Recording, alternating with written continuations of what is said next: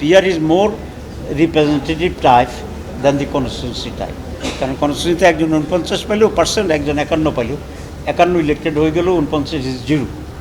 কিন্তু পিআর সিস্টেমে each and every vote should be counted and valued, effective হবে। সারা দুনিয়াতে এখন অ্যারাউন্ড 90 দেশে পিআর হচ্ছে, এবং আপনারা খবর নিলে দেখবেন যে এভরি ইয়ার পিআর সিস্টেমটা বাড়তেছে বিভিন্ন দেশে। অনেকে বলেন যে ডেমোক্রেসি পার্লামেন্ট হয়, democratic system parliament, no doubt in it, কিন্তু এটাকে আরও বেশি ডেমোক্রেটাইজ করতে হলে আমরা সিস্টেম পরিবর্তন করতে পারি।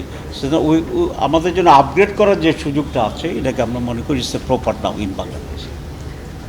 অ্যাবাউট আপার চেম্বার যেটা বা সিনেট তারা ব্রেকেটে লিখেছে, সেখানে 100টা সিটের ব্যাপারে আমাদের কোনো আপত্তি নাই। আমরা বলছি সেখানে পিআর হইতে হবে, এবং যদি পিআর না হইয়া, পিআর বাই ভোটার্স না হইয়া পিআর বাই এমপি হয়, যেটা এখন ইজিলি আছে, তো তাহলে তো এটা নিচে যারা উপরে তারা হয়ে যাবে, তো এটার কোনো বেনিফিট থাকবে না, কারণ এটা ব্যালেন্সের জন্য।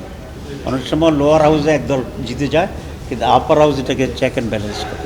তো সেই প্রয়োজনটা দেখেই তো আমরা নতুন কিছুতে যাচ্ছি। সেখানে আমরা জন্য বলছি ইট শুড বি পিআর।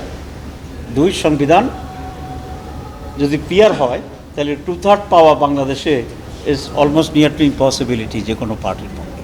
তো তাহলে তো অচল অবস্থা তৈরি হবে। সেটাকে আমরা সলিউশন দিয়েছি যে নিচে 2/3, উপরে 50%ও যদি ভোট পাওয়া যায় তাহলে সংবিধান সংশোধন হয়ে যাবে। আরেকটা সংশোধন হয়েছে যে কিছু ইস্যু আছে যেগুলো শুধু 2/3 দিলেই হওয়া উচিত না, মানুষকেও, নেশনকে ইনভলভ করা দরকার হয়। 3-4টা ধারা সেখানে উল্লেখ করা হচ্ছে। তো আমরা সেটা তো এগ্রি করেছি।